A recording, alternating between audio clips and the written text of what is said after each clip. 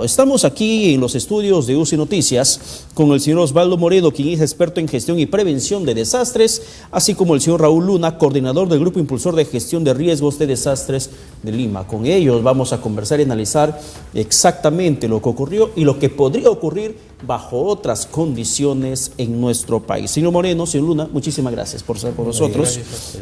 Si me podría un poco explicar ¿qué sucedió? ¿Qué milagro pasó en el país como para que no estemos hablando de una tragedia mucho mayor que hubiera afectado a 10 departamentos, como se señala en la última información? Mire, en principio rogamos que en algún momento el Perú sea un país resiliente, que esté preparado para salir de un desastre natural, que es la resiliencia, ¿no? Y invocamos a las autoridades a que nos lleven a esa educación, no esperar después de un terremoto 8 horas a que lleguen las autoridades cuando existe gente atrapada bajo los escombros. Entonces tenemos que educarnos como ciudadanos para saber qué acción tomar en el momento y qué protagonismo tomamos dentro de la comunidad. Claro, hasta el momento no se sabe, a Dios gracias reitero, sobre una persona que esté atrapada en los escombros o de una cifra mucho mayor de víctimas mortales. Por eso les preguntaba, ¿cuál es el milagro que ocurrió en el país, en el Perú, como para que no se haya reportado daños de gran magnitud por el grado del sismo? Fundamentalmente es la profundidad del epicentro, que está a 141 kilómetros, lo cual no permite que las ondas sean totalmente destructivas.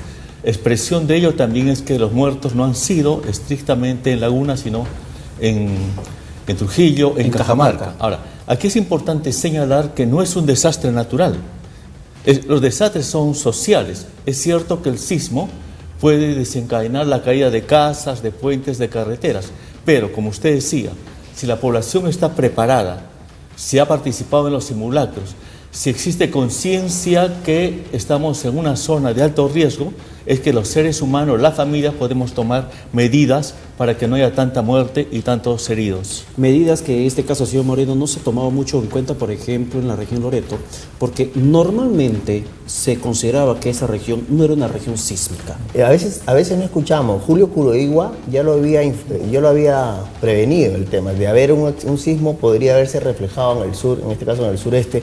Pero yo voy más a la parte, no a la parte técnica, porque lo que Defensa Civil, sus grandes manuales dicen, no lo aplican para empezar. Dos, las autoridades reaccionan en el momento de un terremoto, no un post-terremoto. Arman un albergue y nadie lo habita porque nadie sabe qué es lo que tiene un albergue dentro. Entonces yo creo que más que qué ocurre, qué grado fue, la población tiene que prepararse qué hacer después de un terremoto, cuál es mi labor dentro como ciudadano. Este 31 va a haber un simulacro. A mí me parece cero. El simulacro me parece cero resultados, porque la misma población no colabora.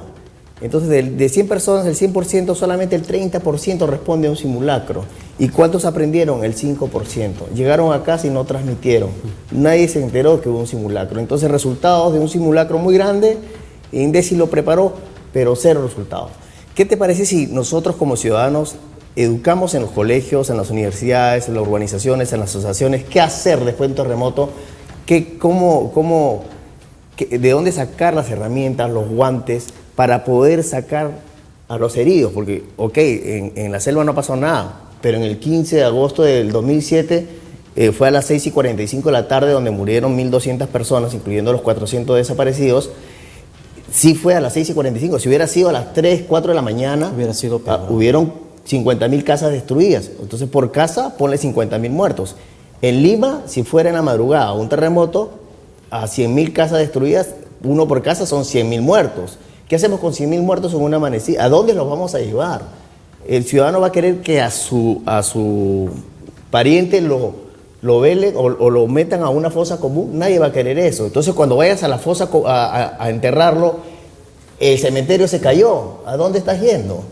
¿Correcto? Si tú tienes un herido y a ese herido lo llevas a emergencia, ¿y el tráfico? ¿Cómo llega a esa emergencia? Llegaste a esa emergencia, ahorita acabamos de decir que en la selva ha colapsado el centro, y ese centro se cayó. Entonces, ¿a qué emergencia voy si colapsó?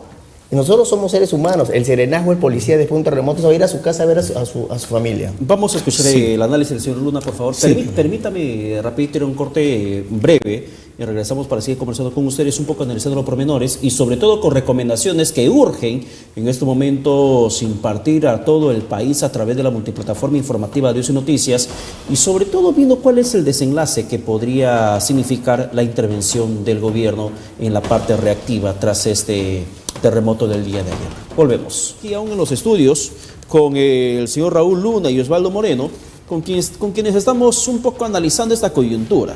Y les traslado la pelota a la cancha de ustedes que en la plenitud del conocimiento en el tema de gestión de riesgo de desastre, señor Luna. Sí. Una semana es un tiempo prudencial de reacción inmediata como se estipula en este decreto supremo.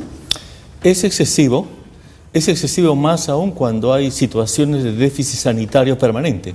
Se ha señalado que la posta médica que existe en la zona no está suficientemente equipada, no tiene personal médico y sanitario para poder atenderse.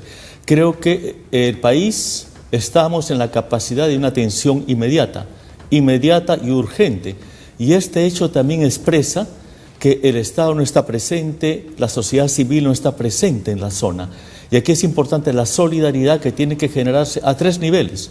Un nivel por responsabilidad propia del Estado, un segundo nivel de la sociedad civil y un tercer nivel de las empresas. Esto es importante. Ahora, es necesario distinguir 2 momentos importantes.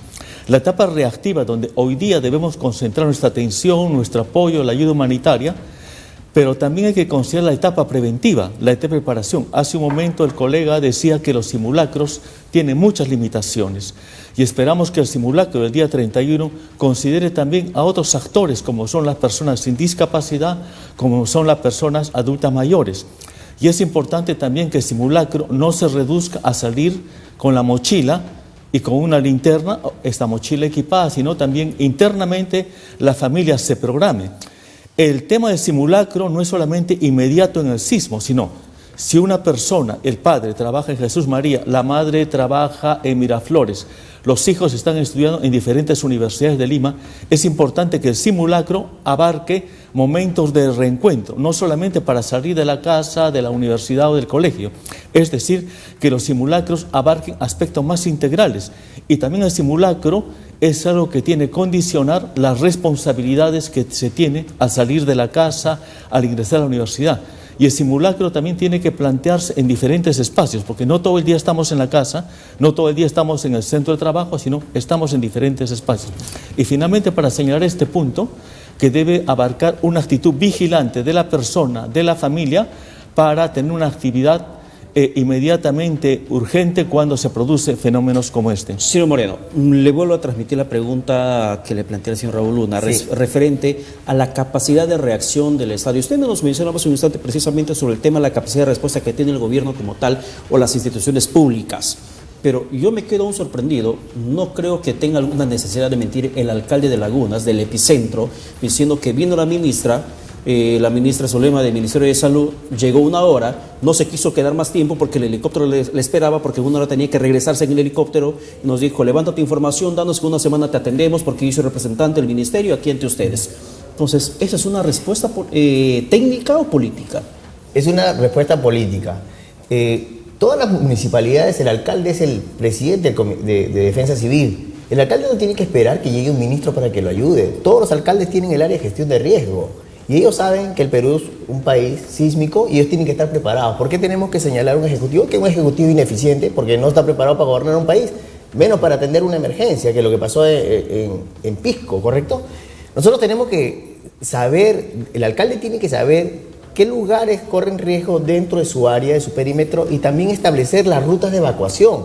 Mira, en Pisco, cuando se cayó el Seguro Social, improvisaron una losa deportiva que estaba al frente, y ahí llevaron a todos los heridos y dieron 1 hora para evacuar a los heridos, ¿correcto?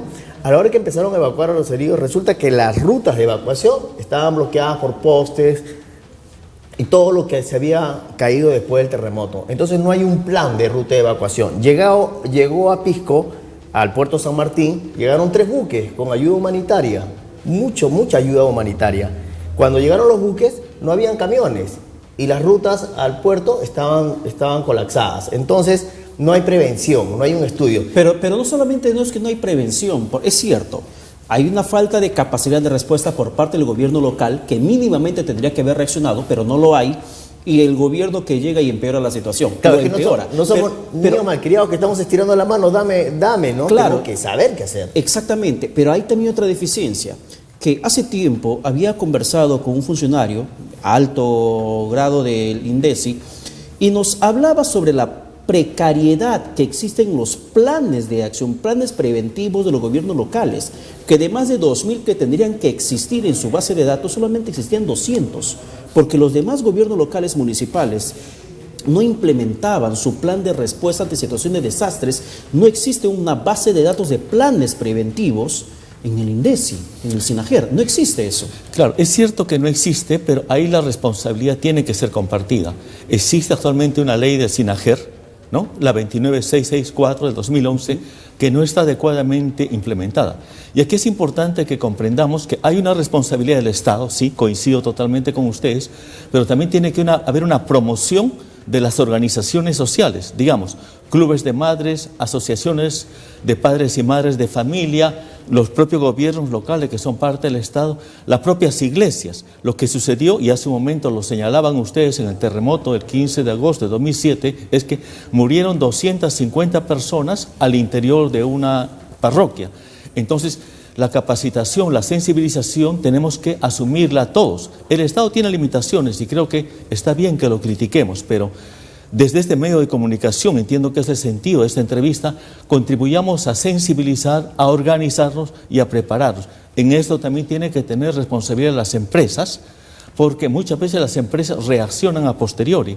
Y es importante entonces que los municipios tengan el equipamiento necesario de camiones, cargadores frontales para que reaccionen inmediatamente y no pase una semana como en este caso. Ahora, permíteme, lo que sucedió en Pisco, los mismos ciudadanos pisqueños decían no ha llegado ayuda, pero sí llegó ayuda. Se entraba a las carpas y parecían unas bodegas pequeñas, tenían mucha ropa, mucha comida, y como el peruano el vivo, cuando llegó la ayuda humanitaria, por ejemplo, llegaron los topos de México, llegaron de Chile, llegaron de Argentina, llegaban a la Plaza de Armas y no había nadie que les decía en Pisco Playa hay gente atrapada.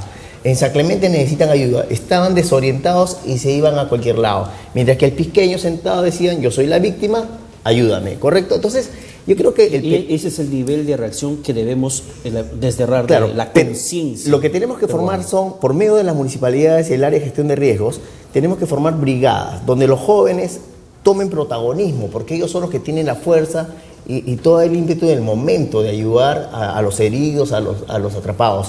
Entonces yo creo que debe haber una educación, una ciudad resiliente. Perú tiene que ir para allá, tiene que saber cómo sobreponerse, porque no solamente es eso, se cayó tu panadería, se cayó tu internet, ¿cómo te recuperas económicamente? ¿Qué haces con los niños en ese momento? ¿No? Sí, la misma línea para terminar esta idea de la resiliencia, que estoy de acuerdo contigo, es que la resiliencia es una etapa una vez producido el desastre, pero también tiene dimensiones anteriores. Y esa resiliencia comienza en el colegio, comienza en la familia, comienza en el papel de las iglesias. Hay un elemento muy central que todos decimos en las misas: construye tu casa sobre la roca y no sobre la arena. Ese aspecto también tiene que ser trabajado e invocamos desde este espacio de comunicación a que todas las iglesias católicas y evangélicas contribuyan. Bien, muchísimas gracias, señor Raúl Luna, por su presencia aquí. También, señor Osvaldo Moreno, gracias por estar con nosotros. Gracias a ustedes. Esperamos que este simulacro del 31 de mayo sea algo diferente. Sí. Lo dudo, pero... No, tengamos la esperanza de que vamos a contribuir después de este golpe. Usted duda, usted tiene la esperanza y tengo la certeza que va a Sí, ser más de lo porque mismo. tenemos más de 1000 simulacros ejecutados y los resultados en los terremotos son otros. Y además que aquí en el Perú estamos acostumbrados a hacer este tipo de acciones, cada desastre que ocurre como una forma reactiva. Hay una agresión contra una mujer, hagamos campaña contra la violencia. Hay una agresión contra un niño, hagamos lucha contra la violencia infantil. Hay un terremoto, hagamos un simulacro. Entonces, correcto, ese tipo de acciones en realidad no contribuyen a mejorar la condición. Tengo esperanza, gracias a este programa que usted dirige, gracias a estas ondas de televisión, y creo que nos ha hecho remecer la despertada de la madrugada de anoche. Gracias. Bien, muchísimas gracias una vez más por su presencia. Sí, gracias.